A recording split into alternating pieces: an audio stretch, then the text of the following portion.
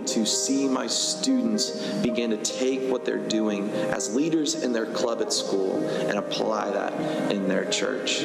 I have looked at this as a tool, as an extension of the student ministry that we already have at my church. We bring them in here and we give them a chance to connect with other kids so that they can see they're not in their high school alone. There are other Christians out there, because I think the tendency is to feel I'm isolated, I'm afraid to share my story, nobody knows what I'm going through or how I feel or how I think. So just being able to partner with a program that already is like-minded only makes the harmony beautiful in going to serve the Lord. Because the thing that really makes the most difference is Jesus and what he's doing at our schools. This year, we did something different, and we started a student committee, an opportunity to have that board experience, have a higher leadership experience, and be able to bring in all of their ideas and what's working for their club and be able to affect every club we're in. Awesome. I'm Christian. I'm a senior at Mascoutah High School. I've been a part of First Priority since my sophomore year, and it's really awesome to see how it's extended into 7 campuses this school year, and we're hoping to be into 12 by the end of this school year. We have over 100 student leaders as of now, hoping to have 180 at the end of the school year. We have over 30 churches partnering with First Priority in all these campuses, and it's just so impactful to see what First Priority is doing in our schools. I want you to hear me as somebody who said, you know what? If kids like that were on these stools are willing to share their faith in their schools, then we need to take it to the schools. Because the next greatest hope for America is not going to be politics. It is not going to be some philosophical shift that we have. It's going to be in a public school where someone like these guys you just heard tonight are willing to stand up and eat a donut and talk about Jesus, taking the church to the school. My name is Zach. I'm a 7th grader at Carriel Junior High.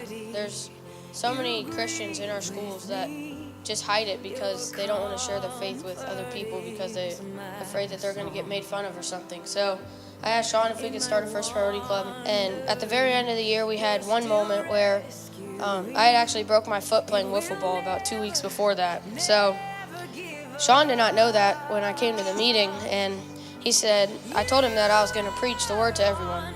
And I asked him if he could bring pizza and donuts and stuff. So he showed up with like 3 boxes of pizza and like 4 boxes of donuts, and all of a sudden people just started pouring into the room. We probably had like 85 students in the super tiny classroom. Like everyone was standing up and teachers started to come in. So Sean's like, hey Zach, you need to preach on the stool so everyone can see you. But he didn't know that I had a broken foot. I'm just like standing there just looking straight down at my nose. Every single bite of food ran out. So cool to see so many people I never even thought I'd ever heard the word Jesus before show up to just hear the love of Jesus, to hear the word of Jesus, and I feel like it was super impactful that day. First Priority also has at its disposal, our latest statistics are 3.3 million Christian students in schools across America.